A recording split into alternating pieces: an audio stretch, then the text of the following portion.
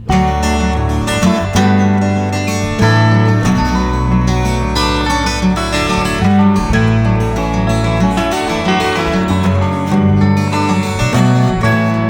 Hello नमस्कार सर्वांना. मी अक्षय पुन्हा एकदा माझ्या नवीन व्लॉगमध्ये तुम्हा सगळ्यांचं स्वागत करते. 1 तारखेला पहाटे आम्ही भारतात पोहोचलो होतो आणि आज आहे 9 डिसेंबर आणि 9 डिसेंबरच्या रात्री आत्ता मी निघाले आहे माहेरी जायला. भारतात पोहोचताना जितकी आतुरता होती ना तितकीच आतुरता आता माहेरी जाऊन आई पप्पांना भेटण्याची आहे. आणि इथे आता निघताना ना आर्विकला नमस्कार करायला सांगितलेला आहे, पण तो अगदी मम्मा पप्पांचा सुद्धा नमस्कार करतोय. भारतात आल्यानंतर पहिले 2 दिवस रिलॅक्स गेले, त्यानंतर सर्व दिवस कसे धावपळीमध्ये निघून गेले हे समजलंच नाही. आणि आमच्या सर्व धावपळीच्या कामांमध्ये आर्विकने सुद्धा आम्हाला तितकाच सपोर्ट केला, कारण प्रत्येक वेळी महत्त्वाच्या कामासाठी मुलांना घेऊन जाणं शक्य होत नाही. पण आर्विक मात्र आजी आणि काकांसोबत घरी अगदी छान रमायचा. आणि या 9 दिवसांमध्ये त्याच्या आजी आणि काकाने त्याचे भरपूर लाड केलेले आहेत. आणि आता निघायची वेळ झालेली आहे, तर मम्मींना सुद्धा नमस्कार करून घेते. मंदारने कॅब बुक केलेली आहे, तेपर्यंत आम्ही सर्व थांबलो होतो. आणि निघताना आम्ही सर्व पुन्हा इमोशनल झालो होतो, कारण हे 9 दिवस घरच्यांसोबत घालवताना कसे भरभर निघून गेले कळलंच नाही. कॅब आल्यानंतर आम्ही सर्व खाली उतरलेलो आहोत आणि इथे आम्हाला दादा सोडायला आले होते, कारण बॅग्स आमच्या भरपूर आहेत. मम्मींचा पाय फार जास्त दुखतो, त्यामुळे त्या खाली नाही आल्या. आणि आता मी जास्त वेळ माहेरी राहणार असले तरी सुद्धा मध्ये 1-2 दिवस मी इथे पुन्हा येणारच आहे. आणि आर्विक मात्र तितकाच खुश आहे आजी आणि काकांना भेटून. आता तिकडे आजी आजोबांना भेटायला जातो. आज आहे मंडे आणि 8 वाजलेले आहेत रात्रीचे आणि आता आम्ही निघालेलो आहोत कळव्यावरून कांदिवलीला जाण्यासाठी, म्हणजेच माझ्या आईकडे जाण्यासाठी. आणि उद्याचा 1 दिवस मंदार तिथे असतील आणि मग ते रात्री लेट नाईट निघतील, कारण पहाटे त्यांची आहे 11 तारखेची फ्लाईट.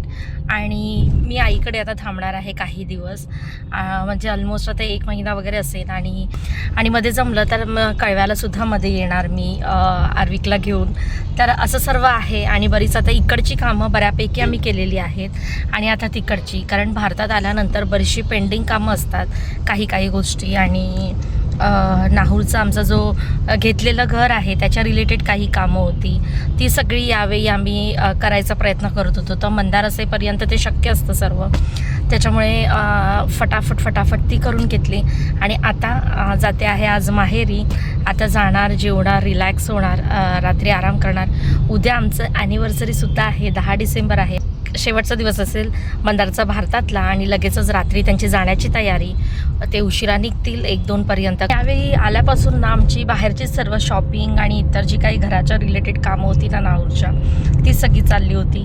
आणि घरात तर तसं काही फार जास्त काम नव्हतं. स्वयंपाकासाठी मावशी येत होत्या, तर आणि मम्मींना सुद्धा लोड येऊ नये, कारण आपण 2-3 माणसं जरी वाढलो ना, नाही कशाला AC ला चालू आहे, कारण घरामध्ये 1-2 माणसं जरी वाढली ना तरी काम खूप जास्त वाढतं. आणि मम्मींच्या आता हेल्थनुसार होत नाही, त्यांना पाय वगैरे दुखतात, त्याच्यामुळे मावशी येत होत्या. मम्मीनं पण रिलॅक्स होतं आणि मी सुद्धा रिलॅक्स होते बाहेरची कामं करण्यासाठी. तर असं सगळं धावपळ होतं. मंदारला तर तिथेसुद्धा आराम नव्हता, कारण ते साईटवर होते. आणि आता इथे आल्यानंतरसुद्धा आहे ना सगळी धावपळच चालू होती, त्यामुळे आराम नाहीच मिळाला. इथे आर्विक बसलेला आहे आणि मंदार पुढे बसलेले आहेत. आणि आमची गाडी धावते आमचं सामानासकट, कारण खूप सामान असतं, जिथून पण जातो येतो. डिरेक्टली इथेच आलो होतो, त्याच्यामुळे बॅगा सर्व आमच्यासोबतच आहेत, जे आता तिथे चाललेलं आहे. आता आई पप्पा सज्ज झालेले आहेत आमच्या आगमनासाठी.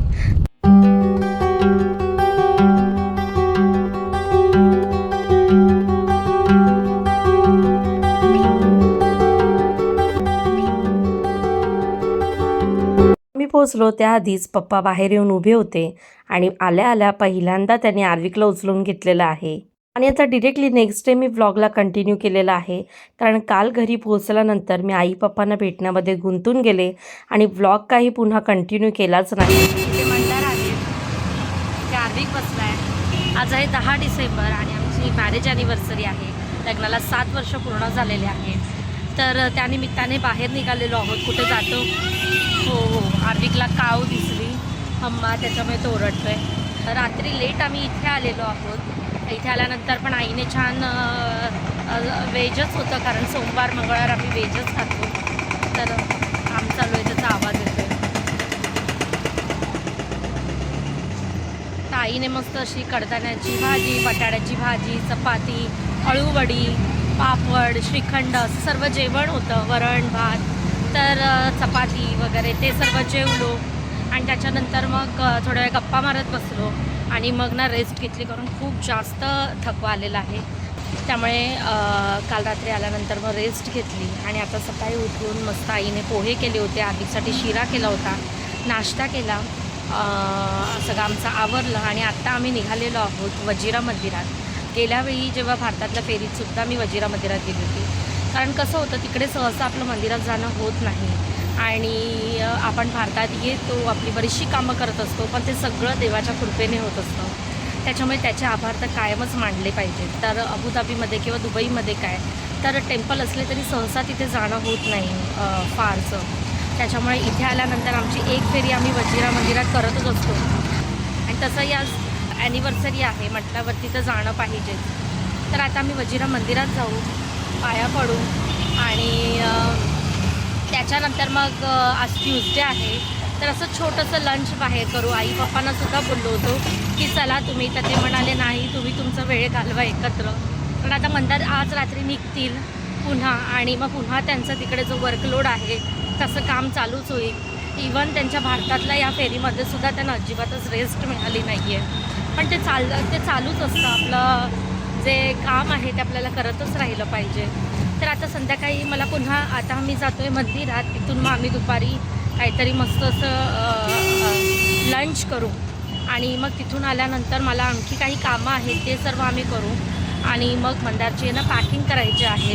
तर दादा निकितासुद्धा काल रात्री आले नाहीत भेटायला, कारण दादाच्या अगदी खास मित्राची हळद होती. तर जे मित्र आपल्या प्रत्येक वेळात कामाला असतात तर त्यांच्यासाठी आपल्याला जायलाच पाहिजे. तर तो त्याचा एकदम खास मित्र आहे. तर काल त्याची हळद होती आणि लग्न कधी आहे त्याचं? उद्या त्याचं लग्न आहे दादाचं, म्हणजे दादाच्या मित्राचं, जो माझ्या लग्नाच्या वेळी, दादाच्या लग्नाच्या वेळी पूर्ण दिवस अवेलेबल होता, एंगेजमेंट वगैरे सगळं करायला. तर मग ऑफकोर्स दादाला तिथे जाणं भाग आहे आणि मग मंदारची भेट झाली नाही आहे. मग आता आज रात्री तरी ते प्लॅन करतील, कारण निकिताला बराच लेट होतो ऑफिसवरून यायला. तर मग बहुतेक तरी आज येतील भेटायला, कारण मंदार आजच्याच दिवशी आहे.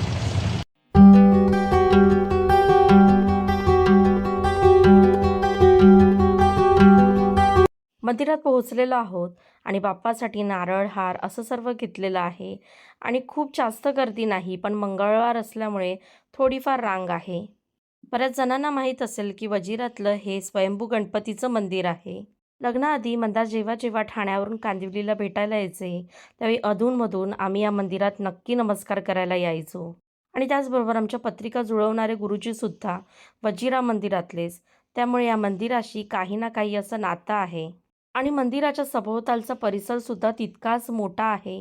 गणपती मंदिराच्या अगदी बाजूला हे सुंदर असं तलाव आहे, ज्यामध्ये भरपूर सारे कासव आहेत. मस्त असं दर्शन झालं. थोडीशी लाईन होती जी झटपट पुढे गेली आणि छान गणपती बाप्पाचं, हनुमानाचं सुद्धा तिथेच बाजूला देऊळ आहे. आता साईबाबांचं आहे इथे आणि त्यानंतर जाताना स्वामींचं सुद्धा छोटासा मठ आहे. तर इथे आल्यावरती सगळी दर्शन होतात, त्याच्यामुळे आम्ही इथे आवर्जून येण्याचं ठरवतोच आणि मग एक प्रसन्न लागतं, असं वाटतं भारताची फेरी ना अगदी परिपूर्ण झाल्यासारखी. त्यामुळे गणपती मंदिराच्या उजव्या बाजूने येताना लागतो तो स्वामींचा मठ. गणपती बाप्पा, साईबाबा, जय हनुमान या सगळ्यांसोबत स्वामींचं दर्शन घडतं, ही सगळ्यात मोठी गोष्ट माझ्यासाठी, कारण या जगाच्या माऊलीचं दर्शन घेतल्यानंतर मन अगदी हर्षवायूने भरतो. तर जस्ट आता दर्शन झालं आणि बाहेर पडलेलो आहोत आणि आता लंचसाठी आहे ना आम्ही रेस्टॉरंटमध्ये जातो आहे आणि इथे ना आता आल्यापासून आहे ना आपलं जे इंडो चायनीज आपल्याला इथे खायला मिळतं ना ते तिथे मिळतंच, पण कसं थोडासा फरक असतो.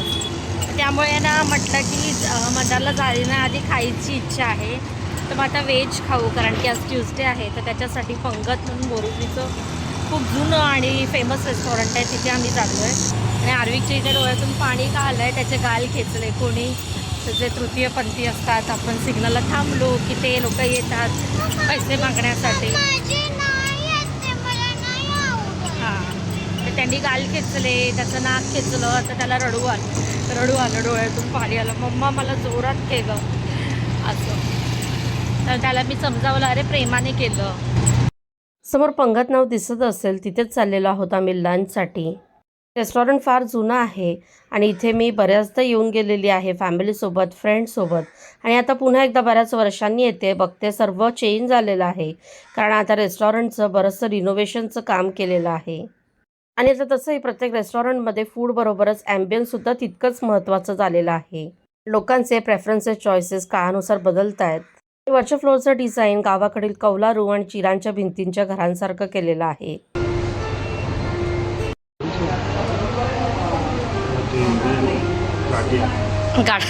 काय आहे?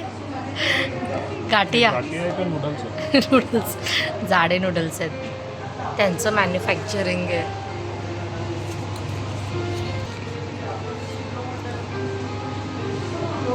सूप आणि ट्रिपल चीज-1 राईस मागवलेला आहे.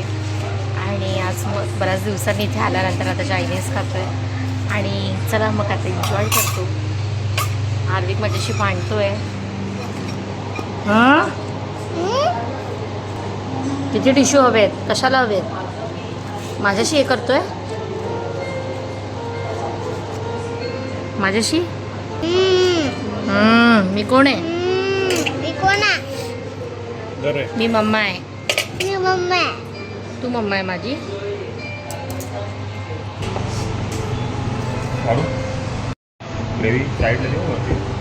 आम्ही घेतो.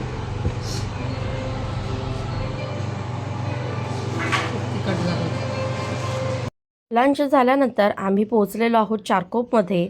आणि इथे तुम्हाला समोर फॅक्टरी दिसत असेल रघुवंशी, जिथे आता आम्ही चाललेलो आहोत. बऱ्याच जणांना माहीत असेल रघुवंशीचे प्रोडक्ट्स हे अगदी एक्सपोर्ट क्वालिटीचे असतात. तर मी जेव्हा जेव्हा येते ना त्यावेळी इथे येतेच. तर मला इथे खाण्यासाठी आणि अबुधाबीला घेऊन जाण्यासाठी सर्व स्नॅक्स मी इथूनच घेत असते, डिरेक्टली फॅक्टरीतून, जो अगदी फ्रेश असतो. आज बराचसा स्नॅक्स मंदारसाठी पाठवणार आणि ज्यावेळी मी आता अबुधाबीला जाण्यासाठी निघेल तेव्हा पुन्हा इथून घेऊन जाणार.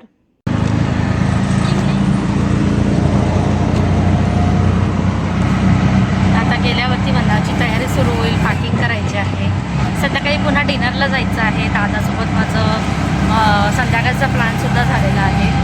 संध्याकाळी आता डिनरसाठी जाऊ, तर तो ब्लॉग मी वेगळा सेपरेट करेन, कारण की खूप जास्त मग लॉंग होईल. असा होता आजचा ब्लॉग.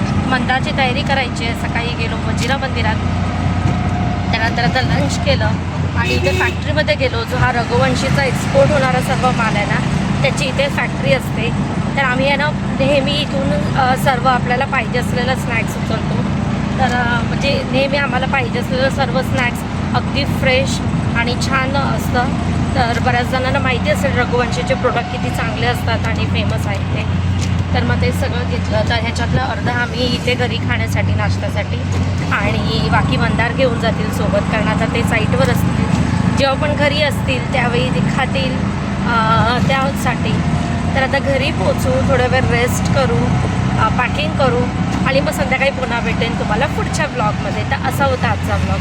आय होप तुम्हाला आवडला असेल आणि व्हिडिओ आवडला असेल तर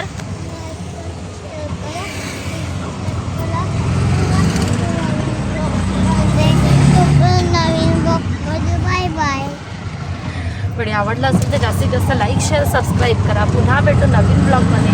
तेपर्यंत सर्वांनी आपली काळजी